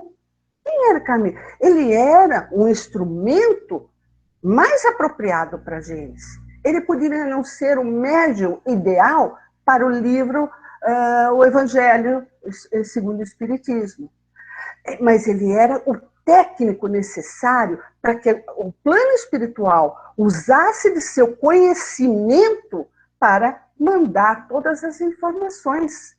Então, nós temos que entender que quando o plano espiritual não tem uma ferramenta boa, ele usa o que ele tem de melhor. Mas ele tendo uma ferramenta boa, ele vai escolher a melhor ferramenta. E foi o caso de Camille Flammarion. Adiantava falar para Sandra assim, Sandra, psicografa isso daqui. Vai lá. Ele começasse a falar aqueles nomes lá que está lá na Gênesis, que eu ia falar, calma, soletra para mim que eu não sei escrever esse nome. Sabe? Olha o tempo que ia ter. E com Camille, não, foi muito simples. Eles iam falando e ele ia escrevendo. Então, o professor, ele, inspirado pelo plano espiritual, ele conseguiu o melhor instrumento para trazer a Gênesis. E depois acontecer tudo o que aconteceu. Murilo? Na introdução, Kardec comenta um complemento das aplicações do Espiritismo no ponto de vista especial. Assim, se o Evangelho segundo o Espiritismo, o codificador destacou a moral em A Gênesis, ele comenta que os fatos relatados do Evangelho e que foram até agora considerados miraculosos pertencem, na sua maioria, à ordem de fenômenos psíquicos, isto é, tem os que têm como causa primária as faculdades e os atributos da alma. Isso está na Gênesis, capítulo 15, item 1.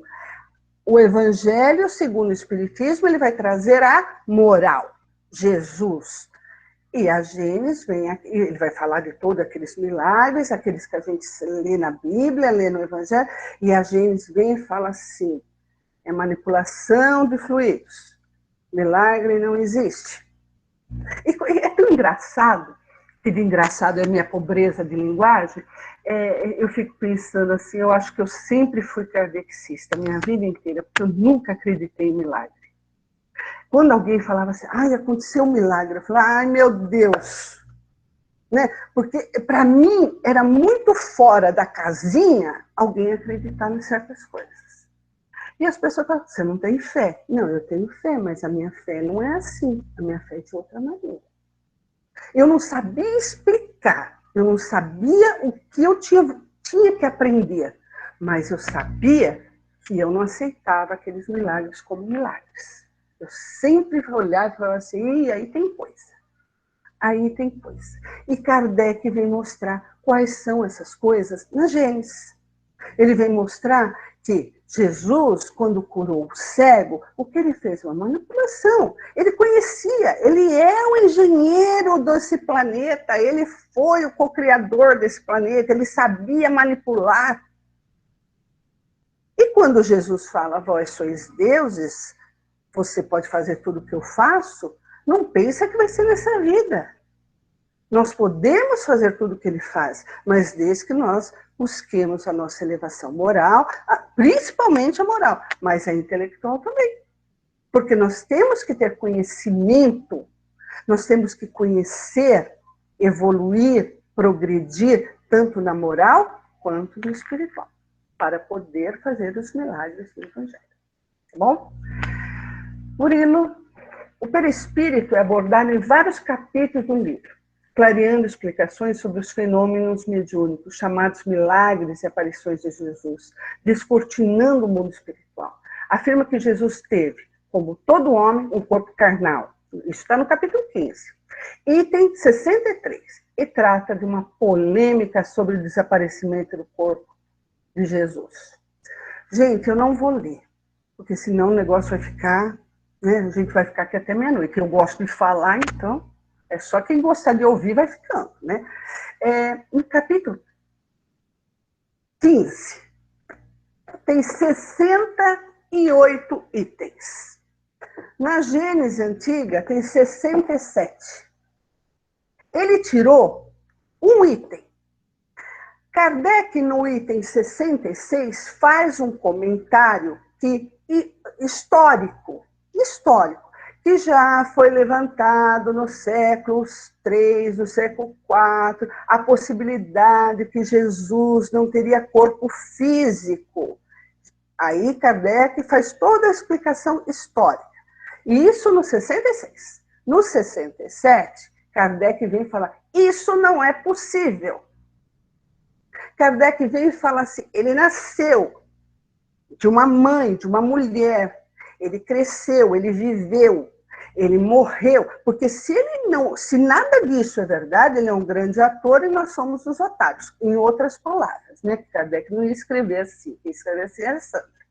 Então, se você for olhar, aí no 68, Kardec faz,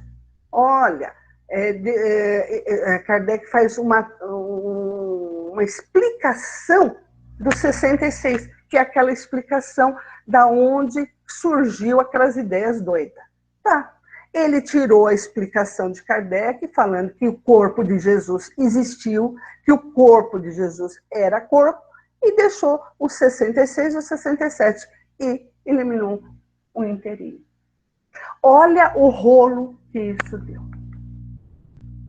A gente lê aquilo ali, na Gênesis Antiga, que todo mundo deveria ter em casa, e vai ler e fala assim, nossa, né? Será que Kardec escreveu isso? Será que era mesmo? Será que Jesus era um ator? Né? Foi lá para a cruz, morreu, depois apareceu? Gente, ou a gente acredita, ou a gente não acredita. Joga fora todos os livros, não só espíritas, livros religiosos, acaba e vamos virar ateu. Porque se está escrito nos evangelhos que Jesus diz, eu vim para cumprir as leis, uma primeira lei era de nascer. Ele tinha que nascer. Maria vai visitar a prima grávida. As duas estavam grávidas. Maria passa para fazer o censo com o José e vai ter o filho lá não sei aonde. Maria foge com aquela... Se ela não tem corpo, por que Maria tinha que fugir para o Egito para salvar aquela criança? Podia deixar ali, eles não iam conseguir matar. E mesmo depois, se a gente for pensar, Jesus viveu 30 anos de uma vida normal. Vamos pensar assim, é dos 30 aos 33 que ele vai começar a levar o evangelho, os ensinamentos, a sua obra. Em 3 anos ele arremata tudo isso. E ele morre na cruz. Imagina ele sendo chicoteado, ou ele sendo pregado, e ele sorrindo, assim, olha, isso aqui não me atinge. Não foi isso que aconteceu, não foi isso que está relatado. A dor de Maria ao ver o filho ali pregado na cruz, a dor, o desespero dele se ver ali também, a morte dele, o enterro dele, as pessoas indo lá, como nós vamos lá velar os nossos mortos, ele também foi velado, ele também foi sepultado. Então, como que vem alguém e fala assim, não é bobagem, ele não tinha corpo. Mas isso não é, como diz na Gênesis, isso não é coisa de 1800, daí foi coisa dos anos 900, 800, de pessoas que começaram a pensar. Como tem pessoas até hoje que falam que reencarnar é impossível, sendo que Jesus falou a Nicodemos, nós precisamos nascer de novo. Onde que Jesus escondeu a reencarnação? Se ele fala, precisamos renascer, então, são pessoas que leem e não compreendem. Porque nós precisamos começar a aprender a ler, aprender a observar em cada trecho da nossa leitura, dos nossos livros, o que se fala, o que ele está querendo dizer, em que contexto aquilo aconteceu. Então, se nós formos observar todos esses atos, só de fazer aquela leitura na Gênesis antiga, a Gênesis que nós vamos escrever na capa bem grande, assim, errada, e vamos escrever na outra, assim, certíssima, para que a gente possa entender onde está o erro e por que foi tirado. Porque alguém gostava dessa ideia, aceitava essa ideia, então eu tenho que tirar essa explicação para que isso passe como verdade. Só que não passou. Por mais que nós líamos na Gênesis, nós não aceitávamos isso como verdade. Nós olhávamos, líamos, colocávamos lá nossas interrogações, mas aquilo ali ficava para nós, como assim? Como assim? Sabe quando você não tem uma resposta, você fica assim, como assim? De onde tiraram isso? Alguém vai vir para explicar. E como Kardec nos ensinou, joga 100 verdades fora, mas não aceite uma mentira, nós estamos hoje, e desde que esse tema veio a público, assim, jogando as mentiras fora para aceitar a verdade. E entre a fé e a ciência, como também diz Kardec, vamos ficar com a ciência. A Simone, ela provou. Como o outro também foi pesquisar, talvez não com tantas condições como ela, ou como outros agora já estão em cima do que ela pesquisou, fazendo outras pesquisas, mas está sendo, sim, corrigido. Corrigido até a nossa maneira de estudar. Nós precisamos novamente fazer nova classe da Gênesis dentro do SEAC, como eu fiz há 2 anos atrás, estudamos o livro velho, agora vamos estudar o livro novo, o certo, o corrigido. Isso nós precisamos. Focar a nossa situação. Ah, mas lá você esquece, lá você já aprendeu que está errado. Vamos novamente fazer agora de uma maneira que nós possamos olhar e acreditar no que nós estamos lendo. Murilo,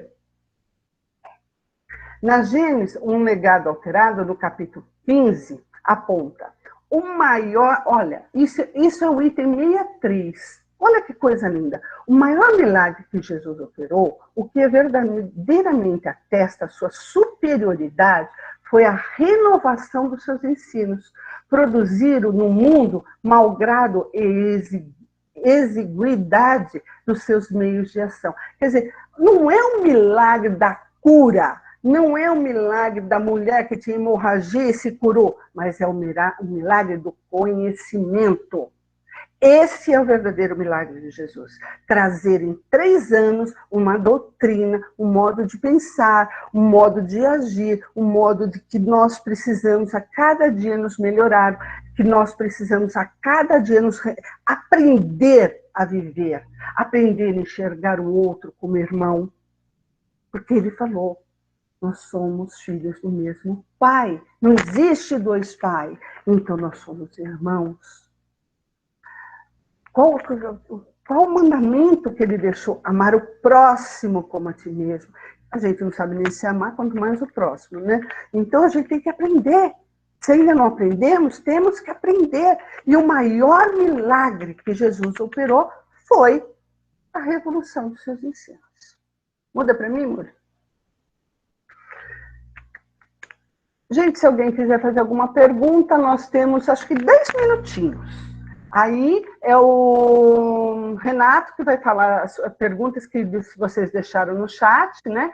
E eu agradeço pela atenção de vocês, mas se vocês quiserem fazer alguma pergunta, estamos, eu, a Beth e o Murilo, a toda disposição para responder. Ok, muito bem, Sandra. Ótima palestra de todos, fantástico. Tem uma pergunta do Souto, que ele colocou um pouquinho atrás ali. Mas você sabe que hoje nós temos, como sempre, nós temos uma audiência super qualificada, né, Sandra? Nós estamos cercados dos universitários aí, né? Então, o Souto fez uma colocação, uma pergunta que seria qual é a posição dos órgãos espíritas, né, do Estado, da Federação, enfim, a esse respeito. E aí nossos amigos aí, o Cláudio, a Kelly, já interagiram aí com o Souto, trazendo informações, trazendo referências. É muito bacana até essa interação entre eles. Mas se vocês quiserem complementar alguma coisa, Sandra, Beth, Murilo, a respeito de qual a posição que tem as entidades constituídas aí, né? O que eu li, o que eu fui vendo com tanto... Porque você começa lendo o livro da Simone. Depois você começa achando alguns sites, alguns blogs, alguma coisa que você também vai acrescentando, né? E o que eu vi, assim, a FEB realmente foi o que agora eu não vou lembrar o nome da moça que respondeu para o... A Kelly. Ela respondeu certíssimo. Eles ficaram assim, ó, na hora que me provar, aquela velha história, né? Quando me provar que existe reencarnação, a pessoa já vinha com todo o seu código de barra de todas as reencarnações, eu acredito. Então, a FEB deu uma dessa, né? Enquanto não vier com tudo organizadinho, provando, Kardec incorporando no Chico, mas o Chico já foi, então como que vai fazer, né? Para poder... Então, a FEB deu uma fora, bem dada. Agora, a USE, eu acho que foi a que mais fez divulgação sobre o tema. Ela divulgou, ela fez palestra.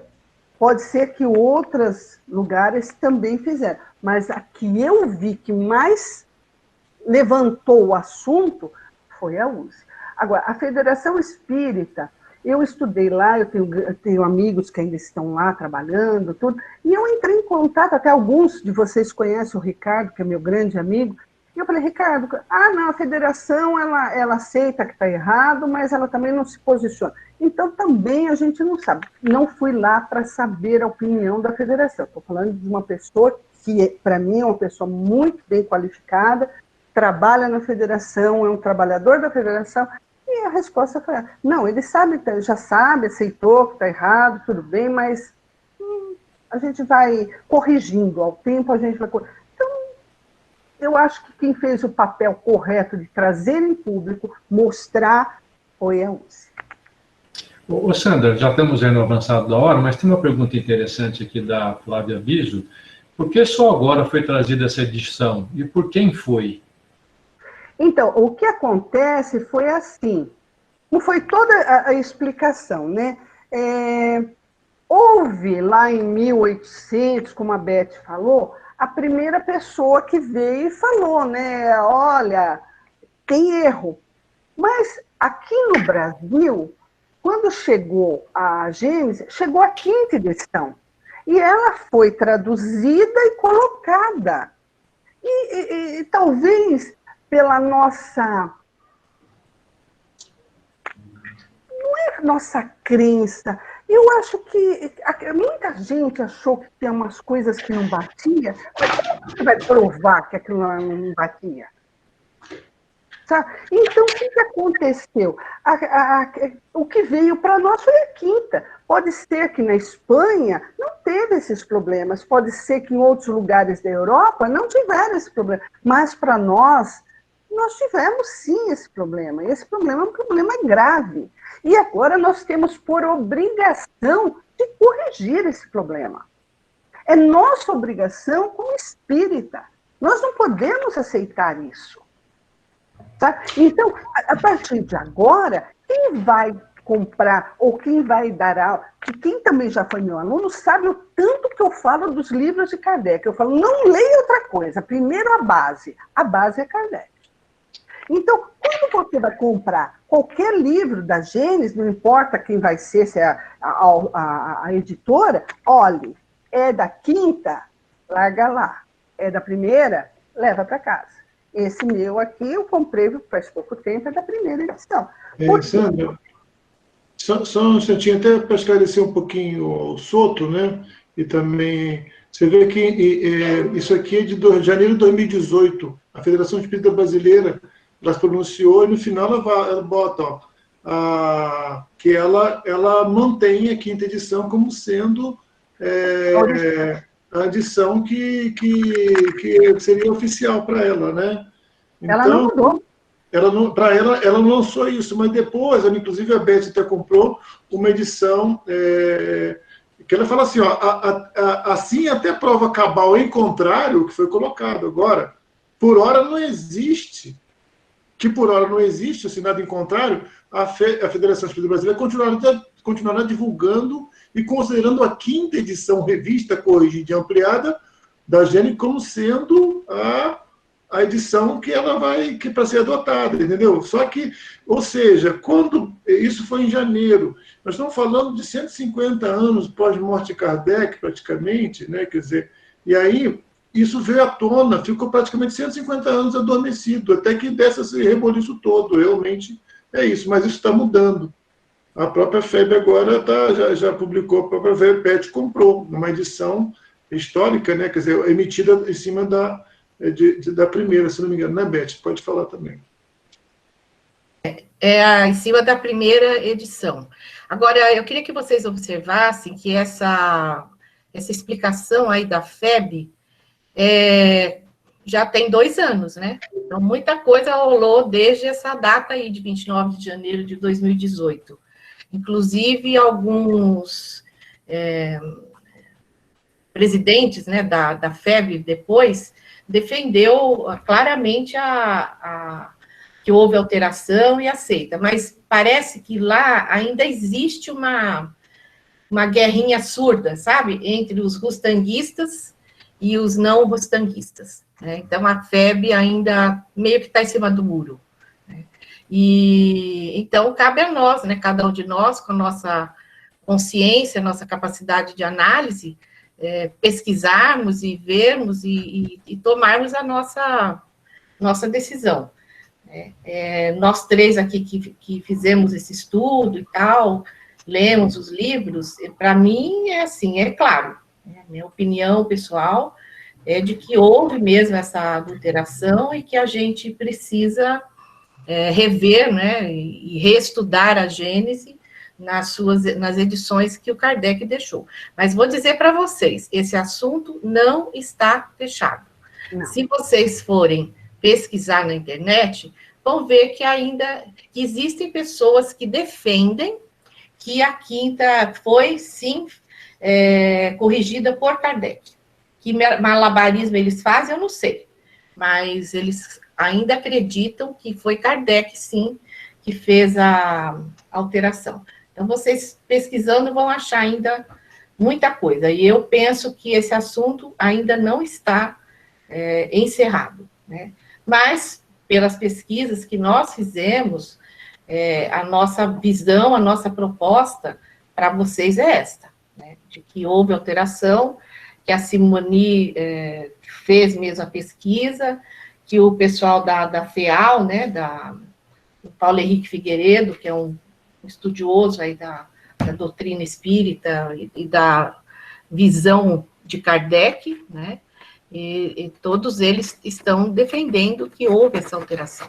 Então, o nosso recado é esse, agora cada um tome a sua decisão a respeito. Mas eu sou com a Sandra, né, como espíritas, vamos lá estudar a primeira edição, procurar ver até as diferenças, né, e principalmente essas diferenças tão gritantes como essa questão do corpo de Jesus. Por essa questão aí, não dá, sinceramente, para mim, não dá para entender que o Kardec tenha feito essa alteração na quinta. Porque o Kardec, nós sabemos que ele não deixava nada no ar. Pelo contrário, ele era muito rígido, ele era muito preocupado com cada palavra, cada vírgula que ele colocava. E sinceramente, não consigo entender que o Kardec, numa quinta edição, ele tivesse tirado aquele item 67, né, e tivesse tirado justamente a parte em que ele explica que a questão do corpo de Jesus ainda é uma questão em aberto, que os espíritos ainda não trouxeram qual é a verdadeira solução, né, mas ele fecha o assunto. E do jeito que está na Gênese, quinta edição, fica em aberto, como a Sandra disse, né? Fica todo, não é o Kardec, não é possível, o Kardec não fazia isso, ele não deixava nada no ar. Então, é muito difícil, né? Muito bom, gente. Muito bom, gente, fantástica, belíssimo tema, muito bem organizado, muito bem apresentado por todos vocês. Felizmente, agora a gente tem que, né, atingimos o horário. Eu só queria comentar rapidamente, a Elaine pediu para colocar a bibliografia, né? Depois a gente publica nos grupos aí. E viu, o professora, já aí tem bastante gente já se matriculando no curso, viu? Acho que já tem uma classe lotada aí de gente que está se matriculando. Eu também posso fazer a minha inscrição já, a gente já faz agora, passa a ficha. Online, Sandra, online. É isso aí, tá bom, gente? Então eu vou devolver para o Kleber, não sei quem que vai fazer o encerramento, mas parabéns, foi fantástico. E fantástica a participação também dos nossos universitários aí que estavam no chat, trocando informações, a Kelly, o Cláudio, o Souto, enfim, muito legal a participação deles também. Parabéns aí a todos. Ô, Renato, realmente é uma palestra maravilhosa, parabéns aos palestrantes, Beth, Sandra e Murilo, realmente um show de bola. E agora o negócio vai pegar fogo, né? Porque agora a gente já tem uma posição muito bem fundamentada dos nossos amigos aí. Então, agora a gente vai conseguir colocar uma definição nisso, né, Sandra? Então, vamos fazer o seguinte. Ô, Sandra, o que você acha de fazer, então, a prece final? Oi. Você faz a prece final? Você encerra? Então, tá bom. Sim. Então, vamos lá. Vamos fechando os nossos olhos, elevando o nosso pensamento a Deus, nosso Pai, em agradecimento. Agradecer, Pai, a todas as oportunidades que temos. Hoje, vamos agradecer aos estudos, a oportunidade de aprender, de estarmos cada dia à busca do nosso melhor, o nosso melhor para poder distribuir aquilo que temos de melhor. Pai, que sejamos, Pai, a melhor ferramenta nas mãos do Senhor. Hoje e sempre, Pai, agradecemos essa Semana Espírita que no SEAC se iniciou hoje, com essa palestra, com essas orientações. Queremos agradecer a todos os participantes. Queremos agradecer a casa por nos dar a oportunidade de colocarmos o nosso conhecimento para que todos possam buscar um pouquinho mais daquilo que já tem dentro de si. Pai amado, e assim agradecidos, encerramos essa palestra, essa confraternização dessa noite. Graças a Deus. Graças a Deus. E só lembrando, pessoal, amanhã, então, nós temos a palestra do Aguinaldo, certo? Que é Espiritismo em Nossas Vidas, Consolo e Esperança. Mais uma palestra da nossa Semana Espírita. Estamos recheados de ensinamentos durante toda a semana, graças a Deus. Lembrando que nós tivemos um trabalho muito importante da Ana, que é a nossa responsável educacional, né? Ela que sempre está à frente da Semana Espírita, o Aguinaldo também, que deu uma força muito grande lá para Ana. O Aguinaldo lá é da nossa equipe, né, de palestras. Então, todo mundo que esteve aí envolvido, né? Agradeço a todos aí, espero que todos estejam conosco amanhã. Muito obrigado aos palestrantes e um beijo a todos, que Deus ilumine a vida de todo mundo. Um abraço. Obrigado, Beth, Sandra, Murilo, adorei, foi ótimo, e vamos montar o curso ano que vem, tá? Se Deus quiser, é isso mesmo. Obrigada, Ana, também, obrigada pelo convite, obrigada a todos, obrigada aos meus companheiros aí, porque sabe que é muito legal nessas palestras junto, que aproxima a gente, né? A gente acaba conversando bastante. E eu estou gostando demais dessa história de dividir o tema e ter que conversar e ter que trocar ideias. É muito legal. A gente se aproxima bastante. Obrigada, Sandra. Obrigada, Murilo. Obrigado. Boa noite a todos. Boa noite a todos. Boa noite. Obrigado pela oportunidade. Obrigado, Cléber, pela ajuda. Boa noite, gente. Obrigado. Tchau, boa noite. Boa noite, pessoal. Tudo bom, gente? Boa noite. Tchau, amigos. Beijo, amei. Tchau. Boa noite. Tchau, um beijo, com Deus, obrigado.